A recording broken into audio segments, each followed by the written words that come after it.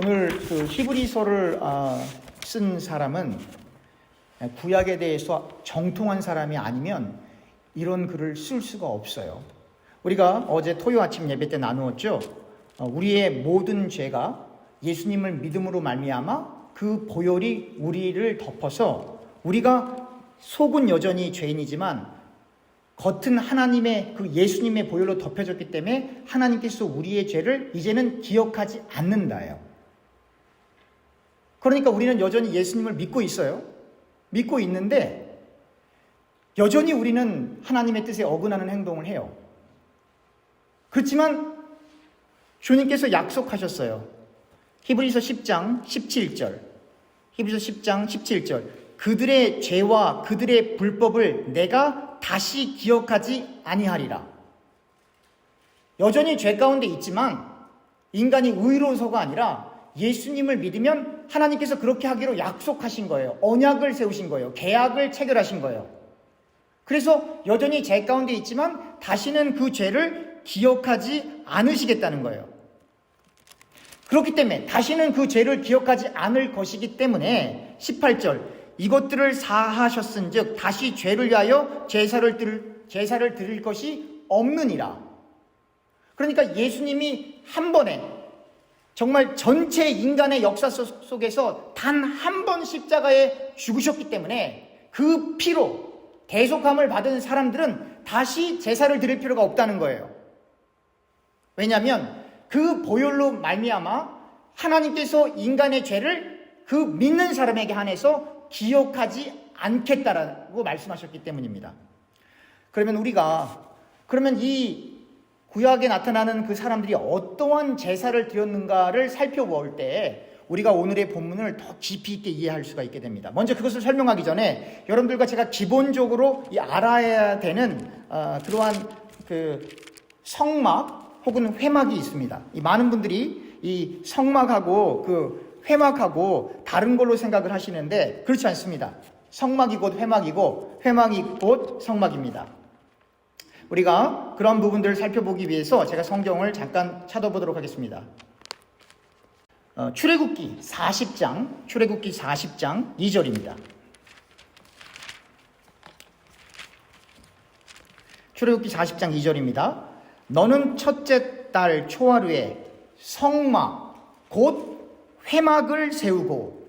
이 말은 뭐예요? 성막하고 회막은 다른 거예요? 같은 거예요? 같은 거예요. 그래서 여러분들이 레위기 1장을 보게 되면 이제 그 회막에서 번제를 드리는 내용들이 레위기 1장에 쭉 설명이 되고 있어요. 기본적으로 이렇게 되어 있습니다. 성막 혹은 회막은 일단 출입문이 있어요. 그 출입문의 길이가 한 20규빗이에요. 그런데 보통 히브리 사람들은 이 규빗하게 되면 긴 규빗이 있고 짧은 규빗이 있어요. 그리고 규빗이라고 하는 건 뭐냐면 여기 보시면 이 팔꿈치에서부터 이 손끝까지의 길이를 한 규빗이라고 하는데 어떤 사람은 조금 크고 어떤 사람은 좀 작을 수가 있잖아요. 그래서 큰 규빗은 즉 긴 규빗은 대략 우리는 보통 센티미터를 쓰니까 약 52.5cm가 돼요.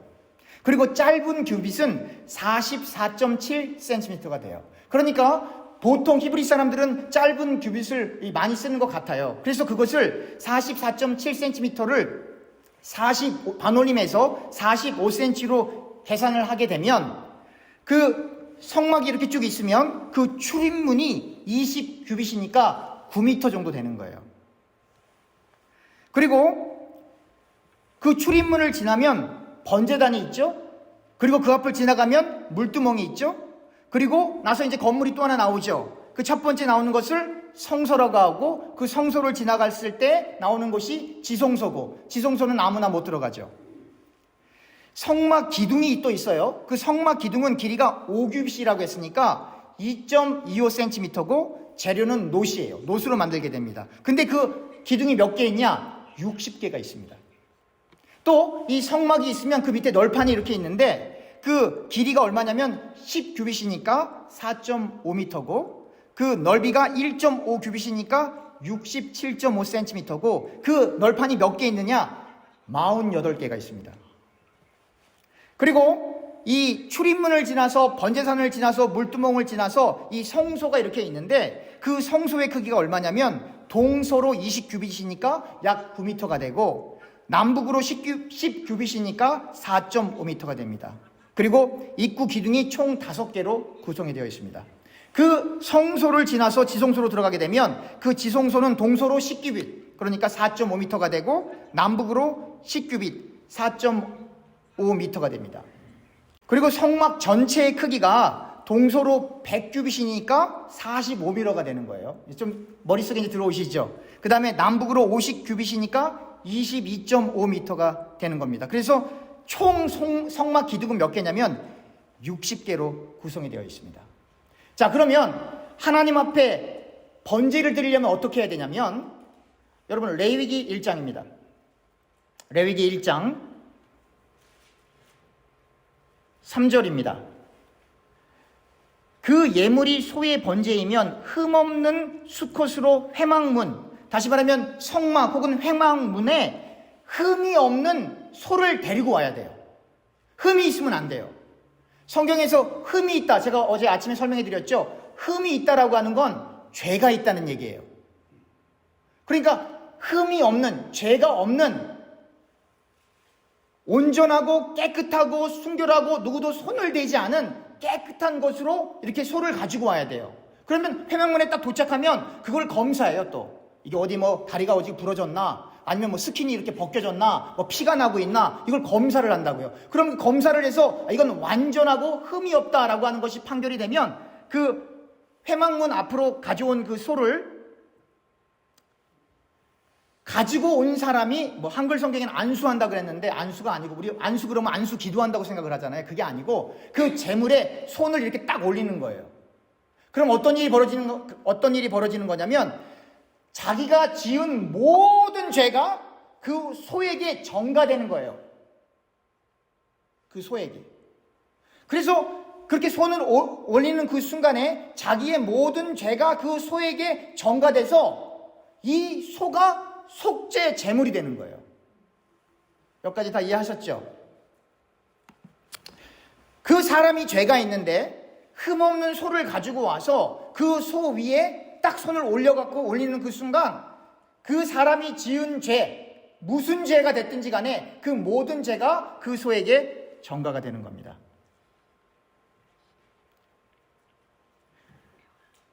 (4절입니다) 레위기 1장 4절입니다. 그는 번제물의 머리에 안수할지니 그를 위하여 기쁘게 받으심이 되어 그를 위하여 속죄가 될 것이라. 5절입니다. 그는 여호와 앞에서 그 수송아지를 잡을 것이요 아론의 자손 제사장들은 그 피를 가져다가 회막문 앞 제단 사박에 뿌릴 것이며. 이게 뭐냐면 죄가 전가가 됐죠. 그럼 어떻게 해야 되냐면 이 소를 잡아야 돼요. 제 아들이 저한테 그래요. 아빠는 공부도 많이 했는데 왜 메디컬 스쿨 안 갔어? 저한테 물어봐요. 제가 뭐라고 그러냐면 나는 피 보는 게 싫어. 더군다나 사람을 갈라서 그 피를 봐야 되는데 그 보통 일 아니잖아요. 그 아무나 할 수 있는 게 아니거든요. 이게 뭐냐면 이 소를 갖고 오면 그걸 눕혀서 어떻게 되냐면, 제사장도 있고 그걸 돕는 사람이 이렇게 있는데 그걸 눕혀서 어떻게 되냐면 이 칼로 목구멍을 넣어야 돼요. 그러면 제사장이 이 대접을 하나 큰 거 들고 있는데 그 피를 받아요. 아시겠어요? 그 피를 다 받아갖고는 그걸 이제 갖고 와서 뿌리는 거예요. 이렇게. 그리고 가죽을 또 다 벗겨요. 그 가죽을 벗기고, 이 성경에 뭐 각을 뜬다 그랬는데 이 사람들이 그 번역을 왜 그렇게 했는지 모르겠어요. 각을 뜨는 게 무슨 말이냐면 다 끄집어내서 다 피스 바이 피스로 다 자르는 거예요. 다. 그래서 가죽은 남겨두고 피는 뿌리고 그 안에 있는 내장이나 살코기는 그리고 지방까지 다 그 번제단 위에 나무로 이렇게 미리 준비된 거기다 놓고는 헐헐헐 다 태우는 거예요. 그럼 그 가죽은 어떻게 되는 거냐면 레위기 7장 8절입니다. 레위기 7장 8절입니다. 레위기 7장 8절. 사람을 위하여 번제를 드리는 제사장, 곧 그 제사장은 그 드린 번제물의 가죽을 자기가 가질 것이며, 이 가죽은 제사장이 갖는 거예요. 모르겠습니다. 요즘엔 밍크 코트가 비싸다고 하는데 소가죽, 양가죽은 얼마나 비싼지 잘 모르겠어요. 어찌됐건 그 가죽을 제사장이 갖는 겁니다. 근데 여러분 생각을 해보세요. 이제 처음 번제를 드리는 젊은 남자가, 여러분 집에서 혹시 닭이나 개나, 미국이니까 개 얘기하면 안 되죠. 닭이나 뭐 토끼나 하여튼 돼지나 이런 거 잡아보신 분 혹시 계세요? 시골에서? 이게 소를요, 이게 한번 칼 넣는다고 그냥 바로 죽는 거 아니에요. 칼이 들어갈 때 얼마나 발버둥을 치겠어요. 그리고 그때 피가 얼마나 또 튀겠어요. 여러분들과 제가 그러한 제의 활동을 안 하고 예배 드릴 수 있다는 게 진짜 은혜예요, 여러분. 저는 무서워서도 못할 거예요, 아마. 회막은 아예 가지도 않을 거예요, 무서워서. 피가 무서우니까. 근데 그거를 해야 된다 이 말이에요. 그래서 그 동물이 신음을 지고 막 발버둥을 치고 피가 사막으로 막 튀기고, 그것을 보면서 아, 죄가 이렇게 무서운 거구나 를 깨달아야 되는 거예요. 오늘날 우리는 죄 지면 하나님 잘못했습니다. 그리고 좀 눈물도 조금 흘리고, 그리고는 나는 이제 자유인이 됐어요. 이런단 말이죠. 그러니까 그 개념하고 지금 이 구약에 나오는 이 죄의 개념하고는 완전 달라요. 그러니까 이 시대에는 죄가 얼마나 무섭겠어요. 나 대신에 피를 철철 흘리고, 그것도 모질라서 가죽을 다 벗겨내서 안을 다 피스 바이 피스로 다 잘라내고 내장을 다 물로 씻어내고 깨끗이 해서 완전히 번제단 위에서 홀로벌 태울 때 냄새를 하나님이 받으시는 거거든요. 그걸 요한계시록에서 뭐라고 표현했냐면 우리의 기도의 향기가 위로 올라가는 거예요. 하나님께서 우리의 기도를 하늘나라에서 그걸 대접으로 받으시는 거거든요. 그 모형이에요. 회막, 성막은 다 하나님 나라의 모형을 설명하고 있는 거예요. 그런데 이러한 제의 활동을 해야만 속죄를 받는데, 오늘 성경에 보니까 히브리서 10장에 우리가 어제 아침에 나누었죠. 번제 혹은 속죄제 드려봐야 소용없어. 그거는 그러한 율법적인 행위들은 앞으로 올 예수 그리스도의 죽으심에 대한 모형이고 그림자라고 하는 거예요. 그래서 예수님이 구약에 예언된 그 말씀대로 번제단에 드려질 희생 속죄 제물로 이 땅에 오신 거예요. 그러니까 이 땅에 예수님이 왜 오셨냐? 속죄 제물이 되기 위해서 오셨어요. 어디에 달려서? 나무에 달려서. 왜 나무에 달려야 됐냐? 번제물을 드릴 때 나무 위에 모든 지방과 고기와 내장을 놓고 활활 태워야 되거든요. 그 나무 위에서 죽어야 되거든요. 근데 동물은 그렇게 번제로 드리지만 구약에서 내려오는 전통이 나무에 달린 자마다 저주받은 사람이라 했거든요. 왜 저주를 받아야 되냐면, 아까 그랬잖아요. 재물을 갖고 오면 손을 올리는 그 순간에 어떻게 되는 거예요? 모든 죄가 그쪽으로 전가가 되니까 이건 저주 덩어리가 되는 거예요. 근데 조건이 있어요. 이 재물은 반드시 흠이 없어야 돼요. 현대 자유주의 신학자들은 예수님의 동정녀 탄생을 안 믿어요. 그걸 부정하게 되면 어떻게 되는 거냐면, 사람의 씨로 이 땅에 나온 사람은 모두가 흠이 있어요. 성인 군자라고 사람이 불러도 뒷조사 한번 해보세요. 이 세상에 털어서 먼지 안 나는 사람은 아무도 없어요. 그래서 예수님은 성령으로 잉태되어야만 해요. 사람의 씨가 아니라는 얘기예요, 여러분. 사람의 씨가 아니어야 흠이 없는 거예요. 그래서 동정녀 탄생이에요.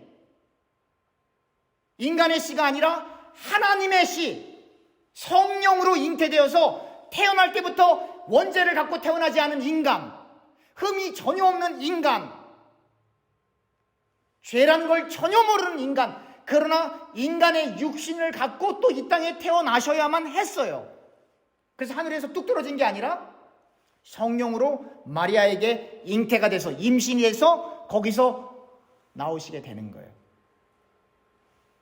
그런데 그 예수님의 살아있는 아버지의 직업이 뭐였어요? 목수. 그 당시 목수는 오늘날 이렇게 시간당 막 500불씩 혹은 뭐 700불씩 그렇게 돈을 많이 받는 그러한 개념의 목수가 아니에요. 그 당시에 목수는 나무만 다루는 게 아니라 밭일도 해야 되고요. 하여튼 허드렛 일, 남들이 안 하는 일들을 다 하는 정말로 낮은 계층의 일을 해야 돼요. 그걸 조선시대로 바꿔버리면 쌍놈 중에 쌍놈의 역할을 해야 되는 거예요. 그렇게 하면 우리가 이해가 너무 쉬워요. 아무도 하기 싫어하는, 잘하신 곳이 나사렛, 달동네, 개토, 정말 가난해서 한국에서 보면 산속에 초가집 자기들이 만들어 놓은 그런 집에 사는 그 사람들, 혹은 이 문지적에서 화재민촌이라 그러지 않습니까? 제 기억으로 그랬던 것 같아요. 그래서 비가 오면 맨날 넘쳐나고 사람들이 맨날 물속에 가라앉는 그러한 정말로 아무도 살기 싫어하는 그렇게 열악한 지역에서 예수님이 자라셔요. 어디서 태어나셨어요? 예수님이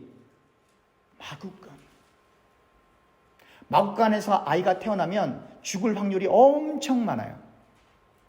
그 안에 얼마나 더럽고 냄새가 나고 비위생적이겠어요. 그렇게 예수님이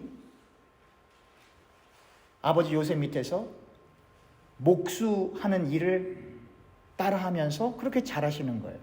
영화에서는 잘생긴 얼굴 그리고 멋있는 테이블도 만들고 그러지만 실제로는 조선시대 쌍놈 이하의 삶이라고 보시면 돼요.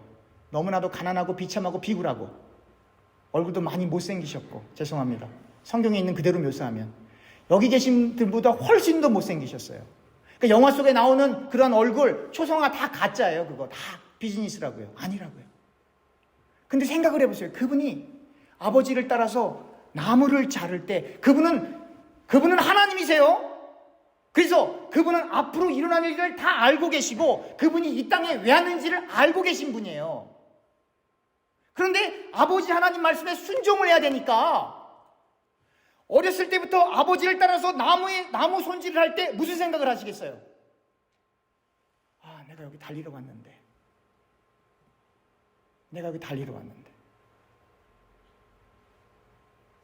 여러분들과 저라면 어떻게 하시겠습니까?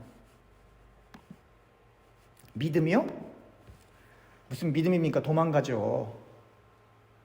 도망간다고 여러분들과 저는 어떻게 죽을 걸 이미 알고 계신데 그냥 단번에 확 죽는 게 아니라 마치 소를 잡아왔을 때 칼을 목구멍에 넣었을 때 얼마나 아프겠어요. 그것보다도 더 비참하고 비통하고 모욕을 당하면서 채찍에 맞고 창에 맞고 머리에 가시면류관을 쓰고 온 손바닥에 못이 꽂히고 자기를 따라다니던 모든 제자들은 그 중에 한 명은 배신하고 나머지 11명은 다 도망가고 자기가 예수님께서 하셨던 모든 사역 가운데 환호성을 쳤던 모든 사람이 바라바는 놔주고 예수는 죽여 이러는 상황을 다 어렸을 때부터 알고 계신다고요. 이분이 인간이시지만 완벽한 하나님이시자 100%의 하나님이시자 100%의 하나님이신 그분이 다 어렸을 때부터 알고 그래서 어렸을 때부터 회당에서 말씀을 가르칠 수가 있는 거예요. 배워서가 아니라 태어나면서부터 하나님의 말씀이 육신이 되었기 때문에 그 자체가 하나님의 말씀이기 때문에 모르는 게 없으신 분이란 말이에요.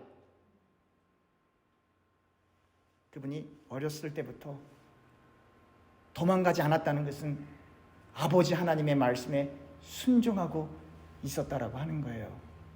마치 이삭이 아브라함과 같이 모리아에 있는 한 산에 올라갈 때 아버지 번제 드릴 건 다 준비가 됐는데 재물이 어디 있어요? 그때 이미 알죠. 내가 재물이구나. 올라가는 거예요. 그게 그래서 예수 그리스도를 모용하고 있는 거예요. 그게 순종이에요. 그러니까 순종이라고 하는 건 뭐냐면 내가 하나님 나는 이건 진짜 하기 싫어요. 그거 순종하는 게 순종이에요. 여러분 아시겠어요? 하나님 이것만은 안 돼요. 그거 내려놓는 게 순종이에요. 그거 하라고 우리 불렀어요. 하나님이.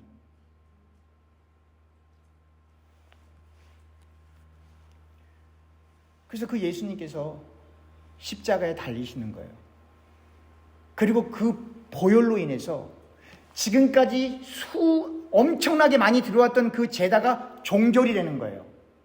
그래서 유대교가 끝나버리고 이제 기독교가, 예수 그리스도를 중심으로 한 기독교가 탄생을 하게 되는 거고, 지금까지 수많은 번제, 화목제, 속죄제 이런 모든 제물들이 있었지만 그거로는 불충분하고, 예수 그리스도를 믿는다라고 하는 건 예수 그리스도의 보혈에 힘을 입어서, 마치 히브리서 10장 22절에 나온 것처럼 우리가 마음의 뿌림을 받아. 뭘 뿌림을 받아요?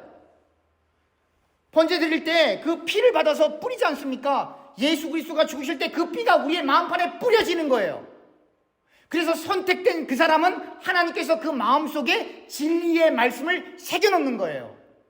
그래서 예수가 믿어진 거예요. 여러분들과 제가 믿어야지 그게 아니라, 그 예수의 피가 우리의 마음판에 뿌려졌기 때문에 우리의 심령 속에 예수가 믿어지는 거예요. 그래서 진짜 믿은 사람은 자랑할 게 아예 없다니까요. 왜냐면 우리가 믿은 게 아니기 때문에. 또 몸은 맑은 물로 씻음을 받게 되는 거예요. 이건 뭘 상징하는 거예요? 세례를 얘기하는 거예요. 세례를 받으면 무조건 천국 가는 건 아니에요. 그러나 예수 믿는 사람이 세례를 거부할 이유가 전혀 없어요. 왜냐하면 믿음의 고백의 표현이기 때문에. 그리고 이렇게 예수를 믿게 되었고 그 보혈의 가치를 정말로 깨달은 사람은 사랑과 선행을 격려합니다. 사랑과 선행을 격려하는 사람이 사랑과 선행을 싫어하겠어요? 아니죠. 누군가를 격려하려면 본인이 사랑을 실천해야 되고 본인이 선행을 해야만 하는 거예요. 그래서 예수 믿는 사람은 절대로 독한 사람이 되면 안 되고 착한 사람이 되어야 해요. 예수 믿는 사람은 반드시 착한 사람이어야만 해요. 그게 믿음의 행함으로 나타나는 증거예요. 제가 말씀드렸죠. 목사님, 우리 아버지가 교회를 안 가려고 하는데 어떻게 아버지를 설득할 수 있을까요? 어떻게 설득할 수 있어요? 설득할 방법이 없습니다. 어떻게 아버지를, 어렸을 때부터 그 자식이 어떻게 자랐는지를 다 알고 있는 그 아버지를 어떻게 설득해요? 예수 믿으려면 너나 믿어, 이런 얘기를 듣는다고 한다면 그것은 설득할 방법이 없다는 거예요. 그럼 방법은 딱 하나예요. 아버지를 감동시켜야 돼요. 우리 아들 큰일 났네. 예수 믿고 났더니 바보가 됐어. 예수 믿고 났더니 바보가 됐어. 그렇게 독하던 애가, 그렇게 지 잘 먹고 잘 살려고 했던 애가, 그렇게 지 앞가리만 하려고 했던 애가 나를 챙기네? 이게 전도입니다. 이게 전도예요. 예수 안 믿으면 지옥 가! 그거 전도 아니에요. 그건 복음을 막는 거예요. 여러분들과 제가 진짜로 영혼을 사랑한다면, 정말로 저 영혼이 불쌍하고 이대로 예수 안 믿고 가면 죽는다라고 하는 걸 정말로 믿는다면 여러분들과 제가 모두 멍청이가 돼야 되고 바보가 돼야 돼요. 하나님의 영광을 위해서. 그 사람들이 우리를 보고 쟤는 조금 이상해, 쟤는 별나라에서 온 것 같아, 저는 이상해 라는 얘기를 우리가 들어야 돼요. 무엇 때문에요? 하나님의 영광을 위해서, 예수 그리스도의 복음을 위해서.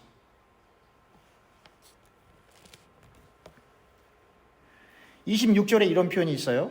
히브리서 10장 26절. 우리가 진리를 아는 지식을 받은 후 짐짓 죄를 범한 즉 다시 속지 않은 제사가 없고 오직 무서운 마음으로 심판을 기다리는 것과 대적하는 자를 태울 맹렬한 불만 있으리라. 모세의 법을 폐한 자도 두세 증인으로 말미암아 불쌍히 여김을 받지 못하였고 죽었거든. 그 다음 구절을 제가 조금 이따 살펴볼게요. 근데 이 구절을 이해하려면 히브리서 6장 4절 5절 6절입니다. 히브리서 6장 4절 5절 6절입니다. 한 번 빛을 받고 하늘의 은사를 맛보고 성령에 참여한 바가 되고 하나님의 선한 말씀과 내세의 능력을 맛보고도 타락한 자들은 다시 새롭게 하여 회개할 수 없나니. 회개 못한다는 얘기예요.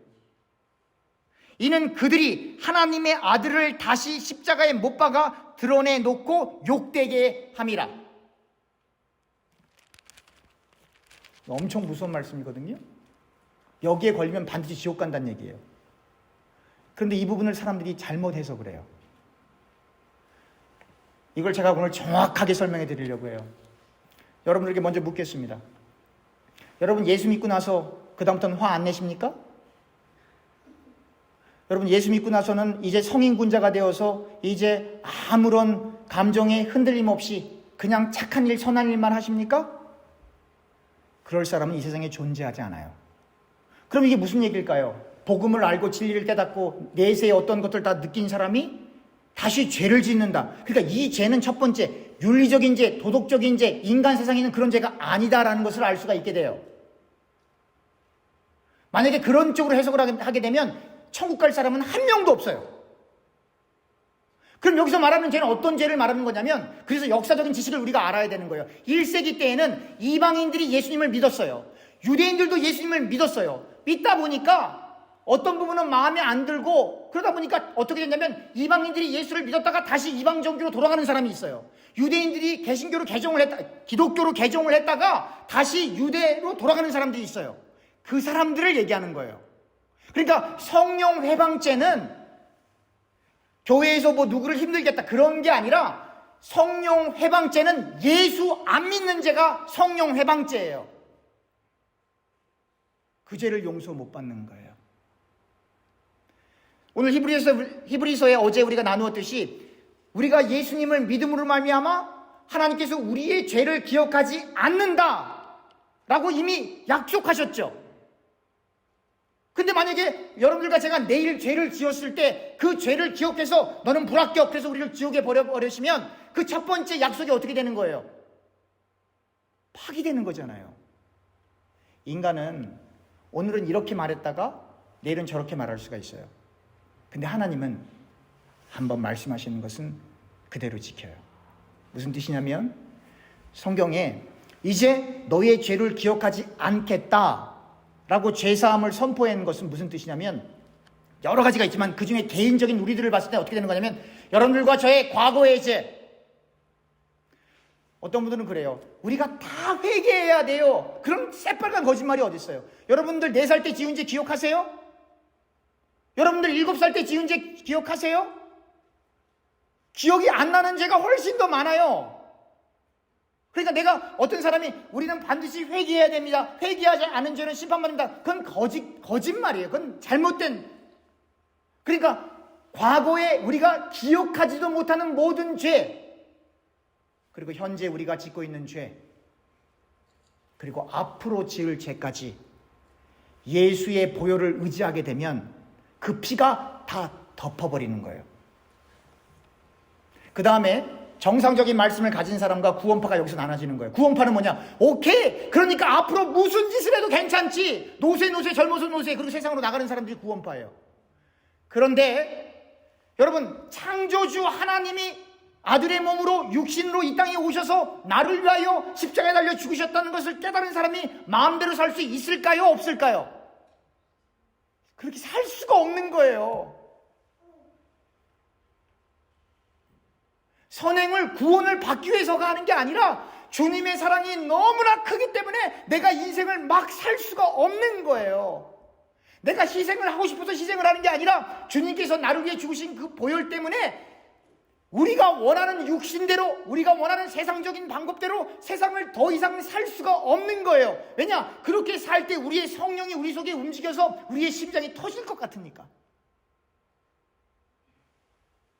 그래서 예수님을 믿은 것도 우리가 믿은 게 아니듯이, 소위 선행을 한다는 것도 여러분들과 저의 의로 하는 게 아니라 성령 하나님에 의해 이끌림을 받는 거예요. 여러분 믿으십니까? 이걸 진짜로 믿어야 되는 거예요. 어제 아침에 제가 말씀드렸잖아요. 베드로한테 네가 지금은 신발 신고 뛰고 네가 가고 싶은 대로 가지만 앞으로는 그렇게 못해 끌려다닐 거야. 그게 베드로가 순교당할 것만 얘기하는 게 아니에요. 진짜로 예수님을 믿은 사람은 끌려다녀요, 성령에 의해. 왜? 나는 진짜로 저걸 하기 싫은데 내 안에 성령이 그것을 하도록 이끌고 가기 때문에, 주님 나는 저거 못해요 해도 그분께서 우리를 끌고 가십니다. 그러니까 순종할 수 있는 게 복이에요. 여러분들과 제가 원수를 어떻게 사랑합니까? 그런데 하나님이 선택한 하나님의 자녀는 원수까지도 사랑할 수밖에, 우리는 정말로 원하지 않지만 사랑할 수밖에 없는 그 자리로 우리의 목동미를 끌고 가시는 거예요. 그래서 알아요. 내가 말로는 용서를 했지만 용서가 안 된다는 것도 알아요. 그러나 모든 심판은 하나님께 있기 때문에 그분을 위해 축복해 주는 거예요. 우리의 육신적인 마음으로는 저놈 어떻게 잘못되라라고 말을 하고 저주도 하고 싶지만 하나님의 은혜가 너무나 크기 때문에 정말 싫은데 하나님 저 영혼 축복해 주세요, 저 자식도 축복해 주세요, 저 집 축복해 주세요 라고 하는 거예요. 주님의 은혜 때문에. 그래서 복음을 진짜로 깨달은 사람은 바보가 되는 거예요. 바보가 되면 이 세상에서 방종하고 가난하고 힘들게 사는 것 같습니까? 아니에요. 바보로 살면 하나님이 우리의 필요를 다 채워주세요. 제가 그랬잖아요. 아브라함은 당대의 부자였어요. 이삭도 부자였고요. 야곱도 부자였고요. 솔로몬 왕이었고요. 다윗도 왕이었고요. 1세기에 복음을 전파하기 위해 특별한 사람들이 특별한 죽음으로 하나님께 영광을 돌린 사람들도 있지만 예수님의 시신을 거둔 니고데모 엄청 부자였고요. 아리마대 요셉 엄청 부자였고요. 그러니까 여러분들과 제가 생각하고 있는 인간이 생각할 수 있는 어떤 이성 이런 걸로 하나님이 계산되어지는 분이 아니에요. 자족이라고 하는 건 무엇이냐면 내가 가난했는데 만족한다. 그거 자족 아니에요. 가난하면 열심히 일을 해야죠. 무슨 만족을 하고 있어요. 가난을 벗어나기 위해서 일을 해야지. 그런 개념의 자족이 아니에요. 자족이라고 하는 것은 뭐냐면 우리가 있는 그 각자 자리에서 하나님께서 우리에게 베풀어진 그 은혜로 인해서 감사하는 것이지, 여러분들과 제 주변에 나타나는 어려운 일, 힘든 일, 그것을 보면서도 감사하다, 그건 거짓말이라 이 말이에요. 그래서 예수를 정말로 믿으면 더 하나님을 알고 싶어요. 하나님의 말씀 속으로 더 들어가고 싶은 거예요. 그러니까 우리 자신의 그 영혼의 어떤 상태를 점검할 때 가장 중요한 것은 내가 정말 말씀을 사모하고 있나? 내가 말씀 때문에 교회를 가고 있나? 내가 말씀 때문에 인생을 살아가고 있나? 내가 말씀을 한 줄이라도 깨닫기 위해 노력하고 있나? 말씀이 정말 내 인생의 등불이 되었나? 말씀이 시키는 대로 내가 인생을 살아가고 있나? 내가 말씀을 묵상하고 있나? 누구를 가리키거나 내가 성경 지식을 많이 안다라고 하는 그것 때문이 아니라 내 영혼의 살찌움을 위해서 정말 말씀을 읽고 있나? 내가 말씀을 깨닫기 위해서 기도하고 있나? 그거예요. 여기에 해당이 안 되면 여러분 회개하셔야 돼요. 히브리서 10장 29절. 하물며 하나님의 아들을 짓밟고 자기를 거룩하게 한 언약의 피를 부정한 것으로 여기고 은혜의 성령을 욕되게 하는 자가 당연히 받을 형벌은 얼마나 더 무섭겠느냐 너희는 생각하라. 쉽게 얘기하면 복음을 들었는데 알았는데 그 복음을 깨닫지 못하고, 아니 이해는 갔지만 그것을 밀어버리고 멸시하는 그 사람들이 갈 곳은 천국이 절대로 아니다라고 하는 거예요. 자, 시간이 많이 지났기 때문에 32절 한 절만 보고 말씀을 마치겠습니다. 전날에 너희가 빛을 받은 후에 고난의 큰 싸움을 견디어낸 것을 생각하라. 고난. 예수 믿으면 다 고난이 옵니다. 많은 사람들은 그렇게 얘기하죠. 예수 믿으면 복 받는다고. 복 받죠. 근데 예수 믿으면 고난이 와요. 잘 될 것 같은데 고난이 와요. 왜 그럴까요? 하나님이 우리를 사랑하시기 때문에. 하나님이 우리를 낮추셔야 돼요. 여러분들과 저 중에 겸손한 척 할 수는 있어요. 아시겠어요? 겸손한 척 할 수는 있어요. 인사도 막 이렇게 막 하고요. 정말로 만나면 위해주는 척 할 수 있어요. 그러나 아담의 원죄를 갖고 난 모든 사람은 다 독립적인 존재로 살고 싶어 해요. 인간은 스스로 겸손할 수가 없어요. 그래서 하나님께서 우리를 사랑하시기 때문에 우리를 벼랑 끝에서 밀어버리세요. 떨어뜨리세요. 그래서 두 손 두 발 다 들게 만드세요. 하나님, 제가 내세울 게 아무것도 없습니다 라고 거기까지 밀어드리세요. 그래서 예수를 믿으면 다 그 고난의 자리가 상대적으로 다르긴 하지만 그 고난의 자리가 있어요. 마치 요나가 고기 뱃속에 갇혀있는 그 상태처럼, 수울에 떨어지는 그 느낌처럼 그 고난의 자리가 있어요.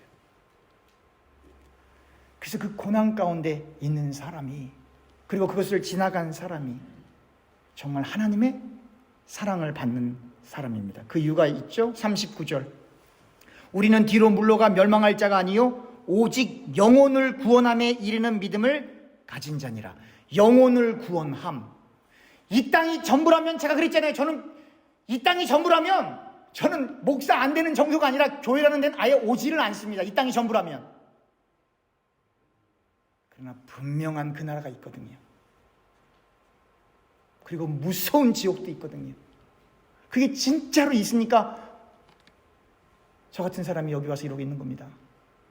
그게 없다면 저는 교회라고 하는 데는 아예 오지를 않습니다. 말씀을 맺겠습니다. 우리는 이 땅을 지나가는 거라고 했어요. 그리고 이 땅 자체도 지나간다고 했어요. 지나간다는 건 pass away. 있다가 존재하는 것이 사라지는 것이라고 제가 설명을 드렸죠. 있다가 없어질 그러한 세상 가운데 우리가 인생을 살아가고 있어요. 그래서 예수님께서 말씀하시는 거예요. 보화를 이 땅에 쌓지 말아라. 단순히 죽어서 못 가져가기 때문이 아니라 이 땅에 있는 건 뭐가 됐든지 간에 다 없어질 거니까, 죽을 거니까. 그러나 하늘의 보화를 쌓는 것은 영구하니까, 없어지지 않을 것이니까. 이 말은 거꾸로 뒤집으면 인간은 이 땅에 희망을 들고 살면 절망할 수밖에 없고, 배신당할 수밖에 없고, 서운할 수밖에 없고, 슬플 수밖에 없고, 힘들 수밖에 없어요. 그러나 하늘에 소망을 두고 인생을 살면 고난이 온다 할지라도 하나님 감사합니다. 왜냐하면 우리는 표대 없이 우왕좌왕 칼을 아무데나 휘두르는 게 아니라 분명한 그 나라, 아버지 나라가 우리를 기다리고 있고, 그 아버지 나라뿐만 아니라 예수님께서 우리를 그토록 지키시고 보호하시고 중보하시고 우리를 기다리고 있기 때문에 그 예수님을 만날 날을 사모하면서 인생을 지나가게 되는 것입니다. 그 하나님의 은혜를 누릴 수 있는 저와 교우님들 되기를 주님의 이름으로 축원합니다. 아멘.